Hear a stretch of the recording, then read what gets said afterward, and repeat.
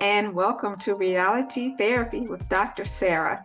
I am Dr. Sarah Williams, your host, where we build real connections from real conversations. In today's show, we are going to be talking about emotional freedom. Yes, what emotional freedom is and how do we achieve it? Why do we need emotional freedom? In a sense, when you think about the word freedom, you think about the capacity to live your life freely without constraints or inhibitions. That can go the same way with emotional freedom. Oftentimes, our emotions are not free in a sense because we feel captive. We feel like we've been held down or we're not able to freely express ourselves. How do we get to the point where our emotional freedom is threatened? Well, for the most part, if we experience guilt, shame, we've had past traumas, or we have an overarching feeling of continued emotional distress, then oftentimes our emotional freedom is impacted. Why isn't it easy to have emotional freedom? Well, for one reason, it's because if you've been taught in your life that when you express yourself, that for some reason you will be judged by your opinions, then you probably will be less likely to express your emotional freedom or experience emotional freedom. Lacking of emotional freedom impacts your ability to have good, open, transparent relationships because your concern will be, if I express myself and I have true freedom in this relationship and I'm vulnerable, I could get hurt. Have you been a victim in the past? Has someone betrayed your trust? Have you been a victim that grew up in a family of toxicity or dysfunctional patterns where your opinions were brushed away? Or you were in an abusive family where if you demonstrated any type of opinion or if you openly expressed your emotions, you were punished? Then as an adult, you're less likely to experience emotional freedom. That's why I thought this topic was so important, because oftentimes our work relationships, the occupation we choose, our career pattern, our work life, our family life, how we show up in our volunteerism in the community, and basically our total opinion of ourselves, oftentimes as the culprit, can be because we lack the ability to have true emotional freedom. I know today, in the times that we're in, we are very respectful of those emotional boundaries that we built. We don't want to offend anyone else. We don't want to give anyone the impression that we're not in control. But emotional intelligence and emotional freedom are two different things. Literally, you can't have emotional freedom without emotional intelligence. And we'll hear more from my good friend, Dr. Shannon. She's going to talk a lot about that. But for the most part, I want us to understand that it is a basic human right for us to have emotional freedom, that we can't experience a life without anxiety if we don't tap into our own ability to have emotional freedom. So that's the topic today. So I would like for us to delve into that. And I encourage you to watch the entire show because it's not just me today. I have some friends joining me. So just take a second. We're going to take a quick break and I will be back. Break. No, I'm not afraid to do whatever it takes. I'll never bow. I'll never break. 'Cause I'm a warrior. I'll fight for my life like a soldier all through the night, and I won't give up. I will survive. I'm a warrior, and I'm stronger. That's why I'm alive. I will conquer time after time. I'll never falter. I will survive. I'm a warrior.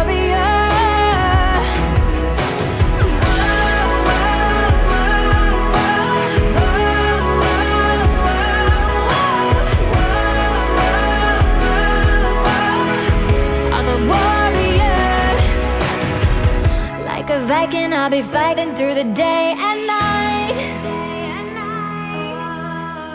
I'll be marching through the darkness. Anything that bothers you in life out there, whether it's a post or something that a friend says or something that someone does or something that you hear that causes a reaction out of you, is a mirror for you for something that you have not had the courage to heal within yourself. That's all it is. Because when you have the courage to go inside of yourself, center yourself, and heal yourself, nothing can bother you.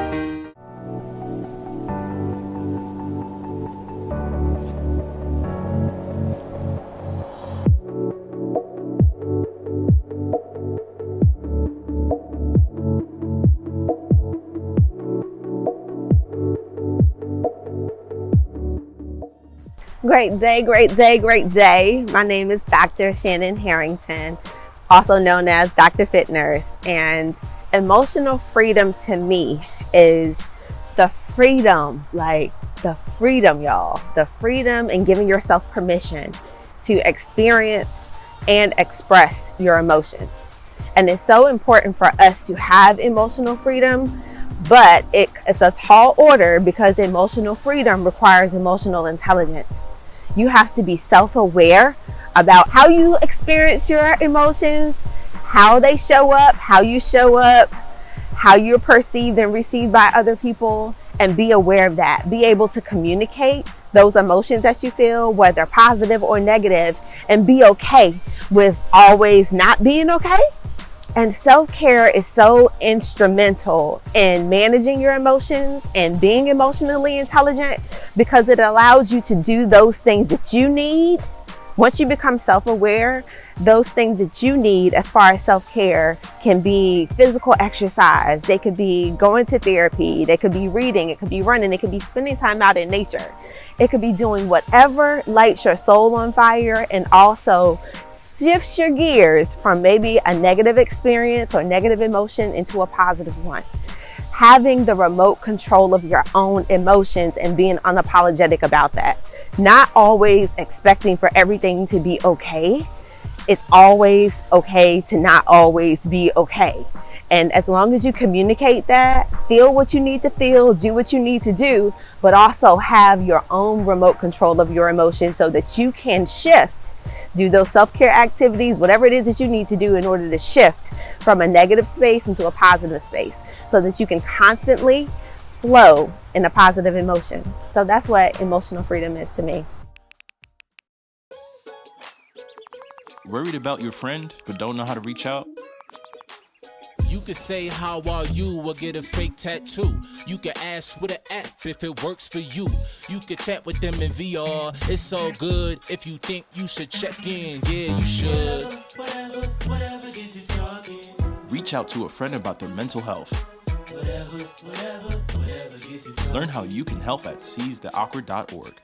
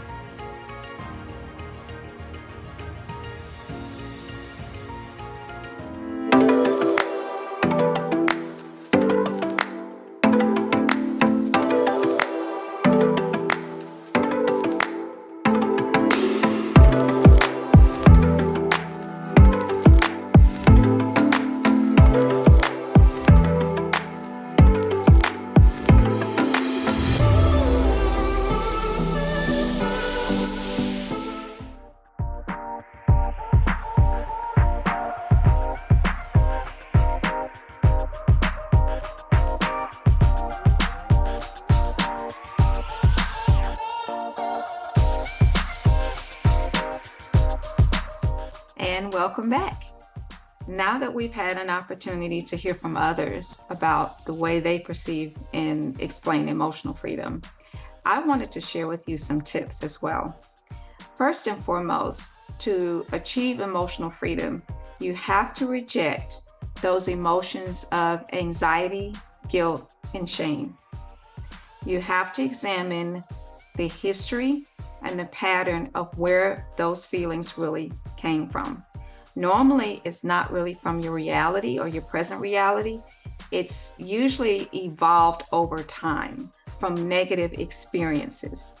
But if you begin to reject those feelings and you begin to speak to it and give yourself a realistic approach, say, yes, I made mistakes, doesn't mean that identifies who I am. I learn from it and I move forward. That you will no longer be victimized or vulnerable to emotional attacks from others, because you will learn to have healthy boundaries. When you have healthy boundaries, that actually encourages your self-esteem, your confidence, and your ability to make decisions for yourself, which is all a good recipe for emotional freedom. In addition to that, when you practice emotional freedom and you see yourself successfully doing it, reward yourself. Do something nice for yourself. We all connect with rewards. Buy yourself something nice. Take yourself on a little excursion or a trip. Or basically just journal and write down all the positive effects that happen as a result of your connection to being emotionally free. When you start to reward yourself, it becomes a pattern and it becomes a healthier way of being. I'm excited for you because I know that over time, once you learn to connect to being emotionally free, you will show up different in your relationships. You will have a more quality of life. You will have a better quality of relationships, and you will see that your successful patterns, even in your career, will start to emerge. Thank goodness we have these opportunities to have these types of dialogues. And I'm so grateful for everyone today that was willing to come and be a part and share their experiences, their wisdom, and their expertise.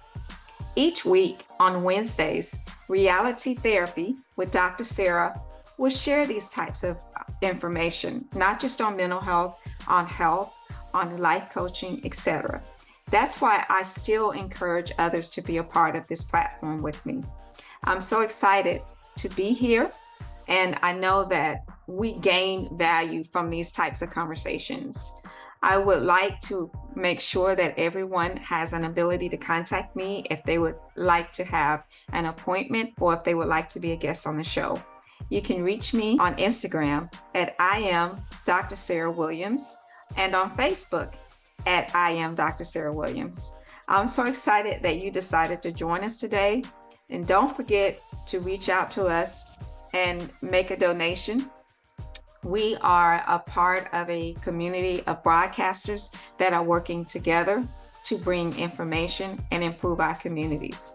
Thank you again for being part of the show, and I look forward to seeing you next week.